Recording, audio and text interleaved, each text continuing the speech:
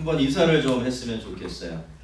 네, 옆에 누가 계시죠? 혼자 계신 분들은 앞뒤로 좀 짝을 지어서 두 손을 한번 잡아보세요. 아, 괜찮습니다. 괜찮아요. 뭐 까짓거병 걸리죠. 뭐, 그죠? 자, 이렇게 인사합시다. 참 고맙다. 참 고맙습니다. 네, 손 놓으셔도 뭐가 있어서 없어서 감사가 아니라 그저 내 옆에 있어주는 게 고마운 거죠. 우리 잘 모르지만 그게 가장 고마운 것 같습니다. 저는 요즘에 교회 출근할 때요, 가끔씩 저희 집 강아지를 대동하고 출근을 합니다. 점심을 먹고 나면 잠시 밖으로 나가서 교회 뒷마당에 이렇게 풀어놓곤 하는데 얼마나 좋아하는지 몰라요. 여기저기 들쑤시고 돌아다니면서 킁킁대는 모습이 참 귀엽습니다. 그 전에 혼자 있을 때는 적적한 마음이 있었는데 이 강아지 한 마리 옆에 있다고 적적한 마음이 많이 없어지는 것 같아요. 근데 이 가을이 무르익으면서요, 이 강아지가 한번 풀숲에 들어갔다 나오면 온몸이 풀씨로 범벅이 되더라고요. 지난 목요일이었나요? 그날도 이제 강아지가 풀숲에 들어갔다 나왔죠. 당연히 온몸에는 또 풀씨가 범벅이 되어 있었는데 그 강아지를 이렇게 물끄러미 바라보는데 그날따라 좀 이상한 일이 일어났습니다. 그 강아지 몸에 있는 풀씨만 보인 게 아니라 그 뒷뜰에 널려있는 풀씨들이 다 눈에 한꺼번에 들어왔는데 그날따라 그 풀씨들이요, 씨앗이 아니라 열매로 보이는 거예요. 아, 그렇구나. 저건 씨앗이 아니라 열매였구나 라고 새삼스럽게 어떤 깨달음의 순간을 가질 수가 있었습니다. 여러분, 열매는 현재를 살아가는 모든 것들을 위한 양식이죠.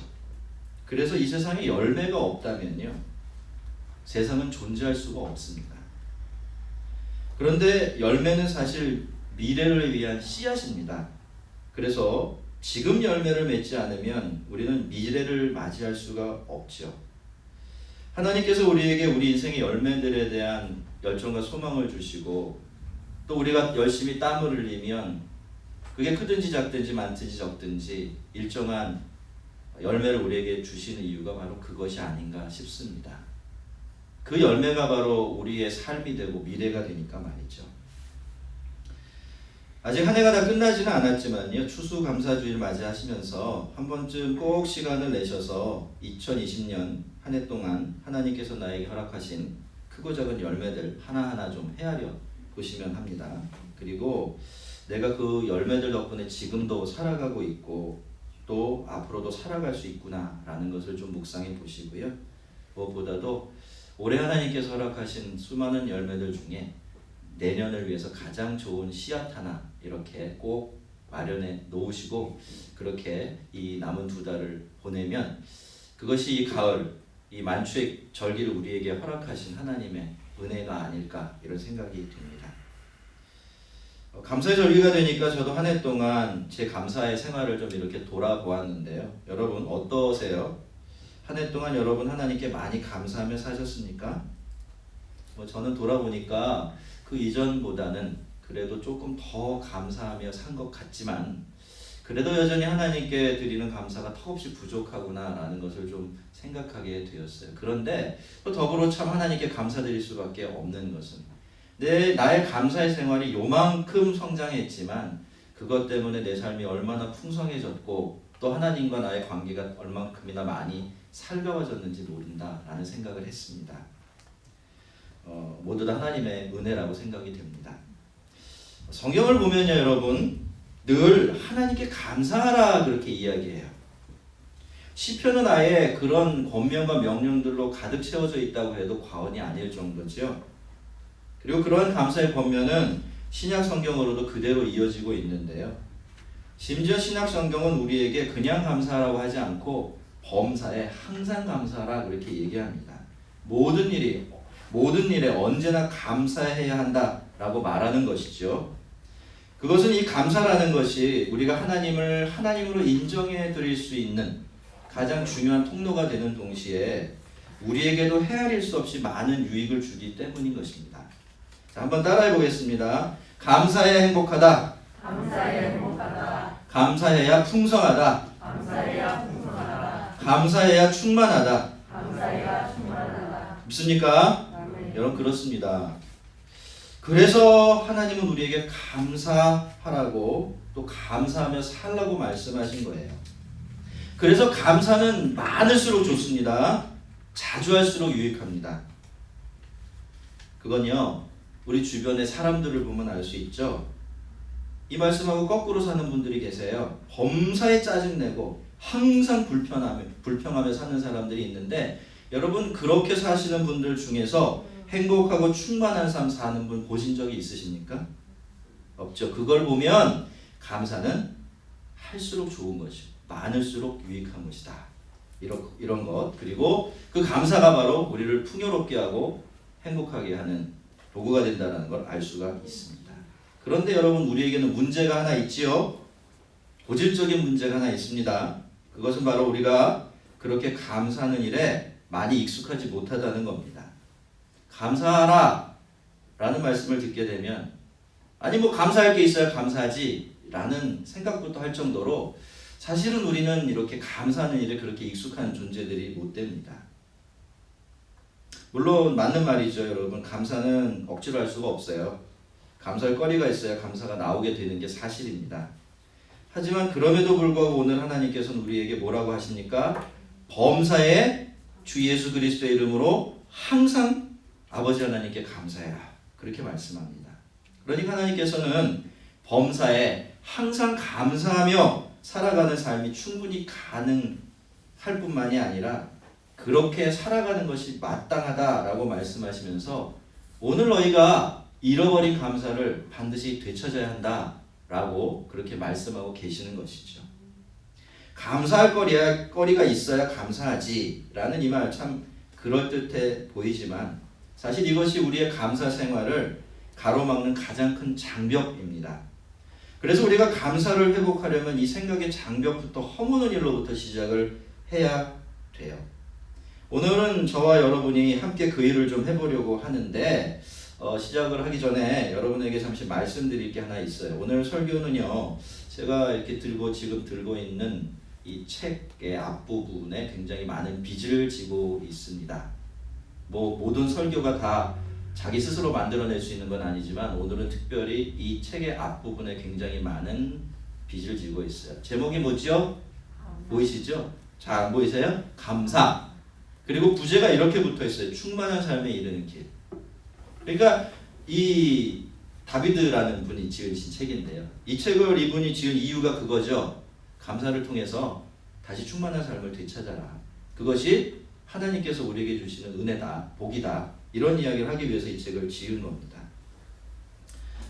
저는 이 책을 읽다가 저 자신의 감사 생활에 대해서 좀 근본적으로 좀 되돌아보는 기회를 가질 수가 있었고 나아가서 감사하는 마음도 많이 되찾을 수가 있었기 때문에 이 책에서 이야기하는 것들을 중심에 놓고서 오늘 우리가 잃어버린 감사, 잘못 알고 있는 감사에 대한 생각들을 좀 고치고 다시 감사하는 생활로 좀 나아갔으면 하는 마음으로 이 설교를 함께 시작하게 되었습니다. 여러분 감사할 거리가 있어야 감사하지. 다시 말씀드리지만 말만 놓고 보면 맞는 말 같아요.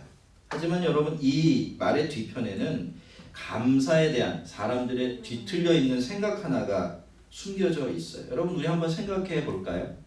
여러분은 언제 하나님께 감사를 드리세요? 어떤 경우에?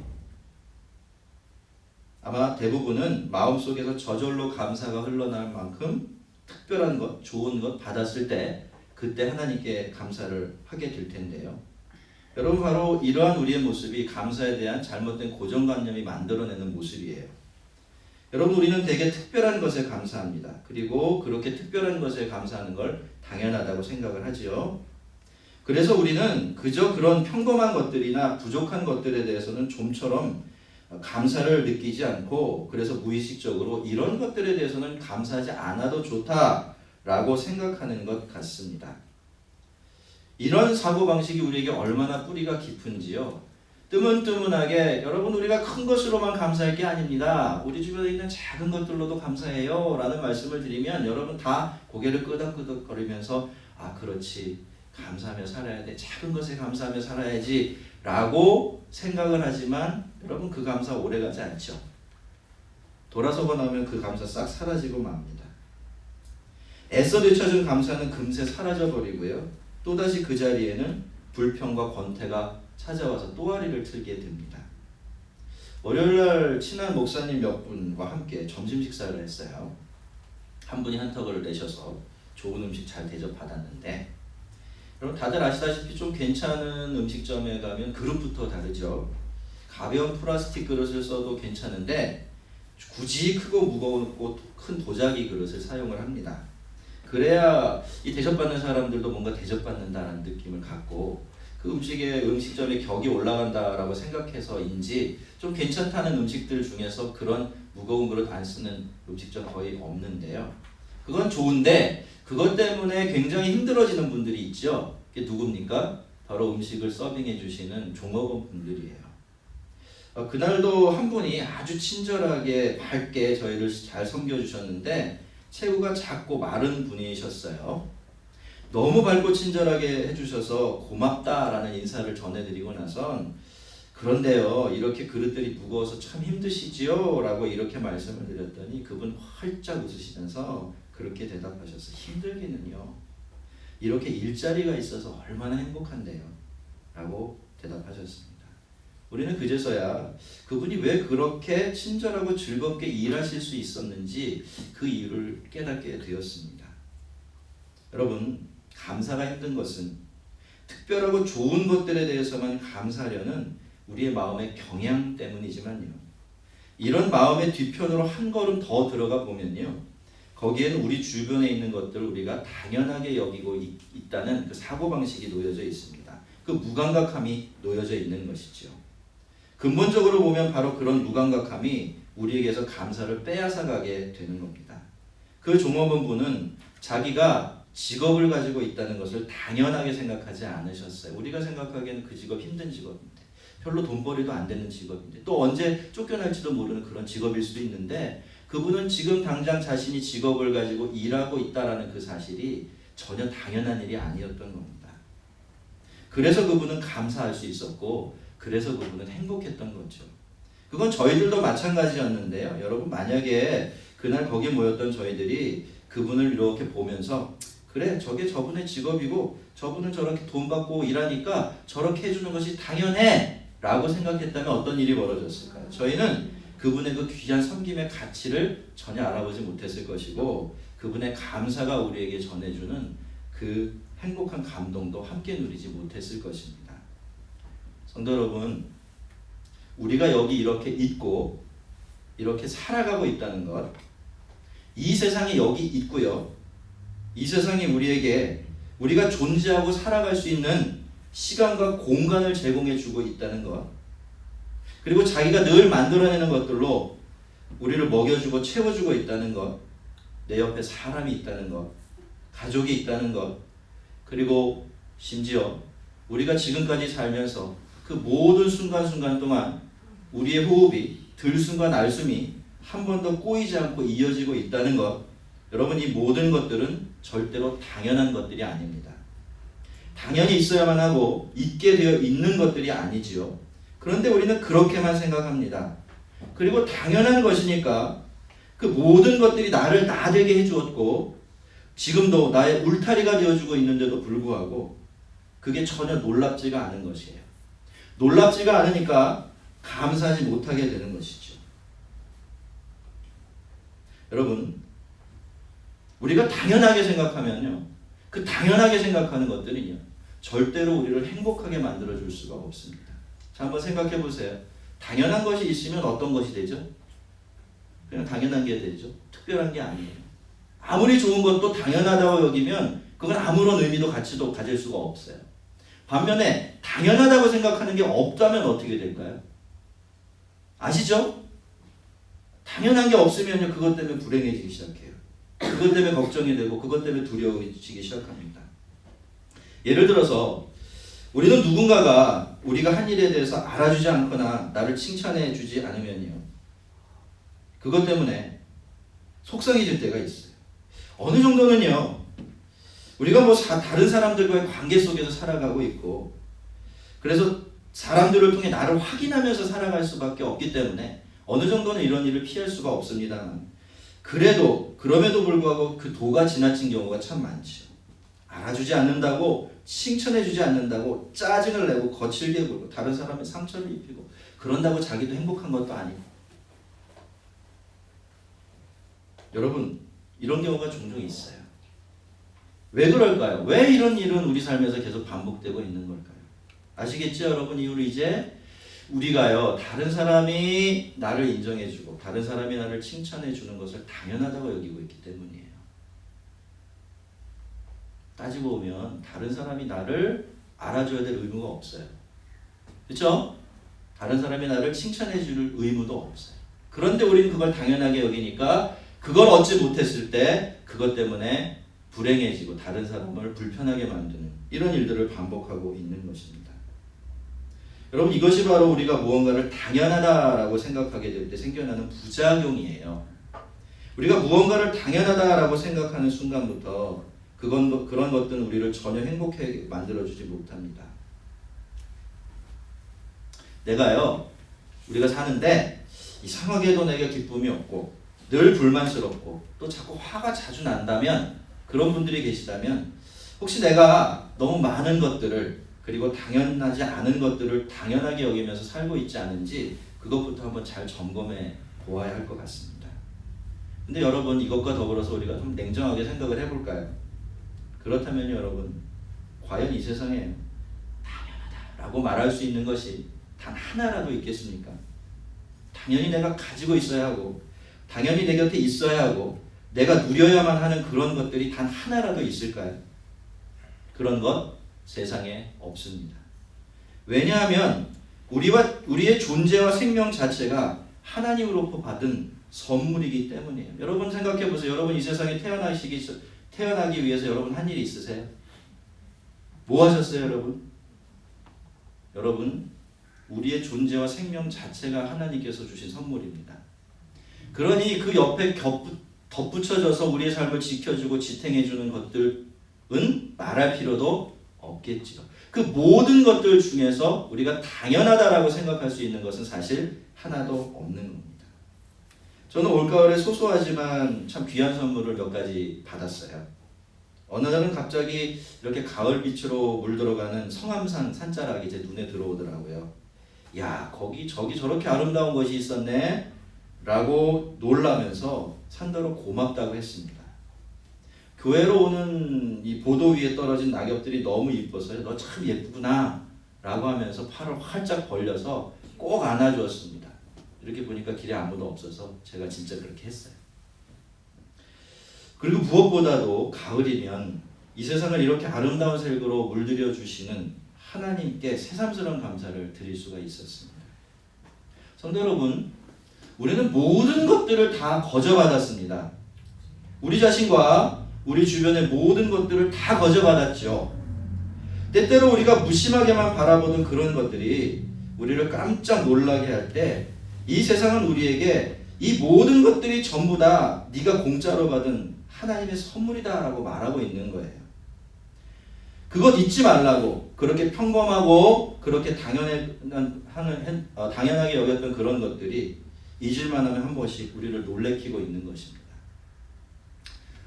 저는 요즘도 가끔씩 우리 아이들이 아주 어렸을 때 아이들의 얼굴에서 보았던 그 놀라움 가득한 표정을 기억해내곤 합니다. 그 시절의 아이들은요, 말 그대로 이 세상을 빨아들이는 진공청소기 같았어요. 아이들에게는 이 세상 전체가 놀라움으로 가득 찬 놀이터고 또 배움터였기 때문이죠. 놀란 눈을 크게 뜨고 두리번거리면서 잔뜩 상기된 표정으로 온몸으로 세상을 빨아들이면서 깔깔대던 그 모습은 지금도 눈에 선명합니다. 그런데 여러분, 그거 아십니까? 저와 여러분, 우리 모두는 원래 그런 사람들이었어요. 우리는 우리 자신이, 그리고 이 세상이 하나님께서 우리에게 거저 주신 선물이라는 것은 본능적으로 알고 있었던 사람들이고요. 그래서 온 세상을 놀라움으로 대할 줄 알았던 행복한 아이들이었습니다.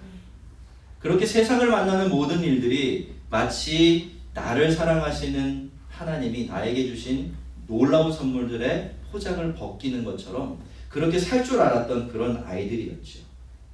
하지만 우리는 어느 사이엔가 당연한 것들이 너무나 많아지게 되고 선물로 주어진 것들에 대해서 너무 익숙해져 버려서 그 놀라움들을 다 잃어버리게 되었고요. 기쁨과 감사도 함께 잃어버리게 된 것입니다.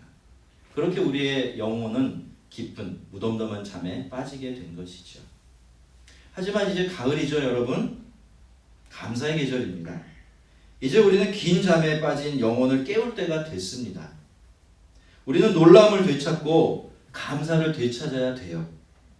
그래야 다시 행복할 수 있고, 그래야 다시 충만해질 수 있고, 그래야 다시 기뻐할 수 있으며, 그래야 하나님의 기쁨이 될 수가 있습니다. 그러려면 우리는 우선 모든 것들을 당연하게 여기는 우리의 지성, 그러니까 우리의 잠들어 있는 생각부터 흔들어 깨워놓을 필요가 있어요. 그리고 생각을 깨우려면 우리가 하나씩 좀 손꼽아가면서 생각해 보아야 되겠죠.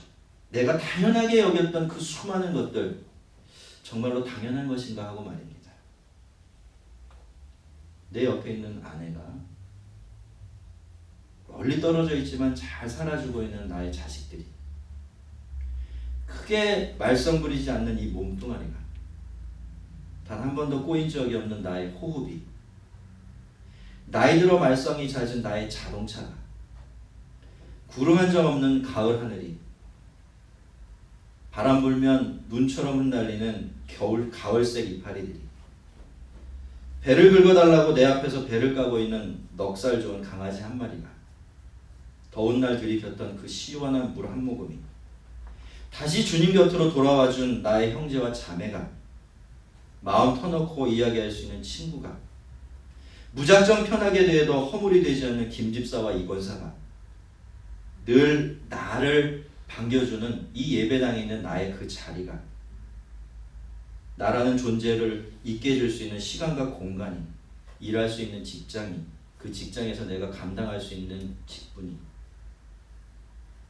이 모든 것들이 내 곁에 있다는 것이 정말로 당연한 일인지를 우리가 정직하게 한번 생각해 보아야 합니다. 어떻습니까, 여러분? 이런 것들이 정말로 우리에게 당연한 것들인가요? 우리는 당연히 이런 것들을 가져야 하고 당연히 이런 것들을 누려야 합니까? 우리는 정말로 그렇다라고 말할 수 있을까요? 아니죠, 여러분. 이 모든 것이 거듭 말씀드리지만 다 선물입니다. 하나님께서 우리를 놀라게 해주시려고, 우리의 삶을 채우고 지탱해 주시기 위해서 우리에게 거저 주신 하나님의 선물들이에요.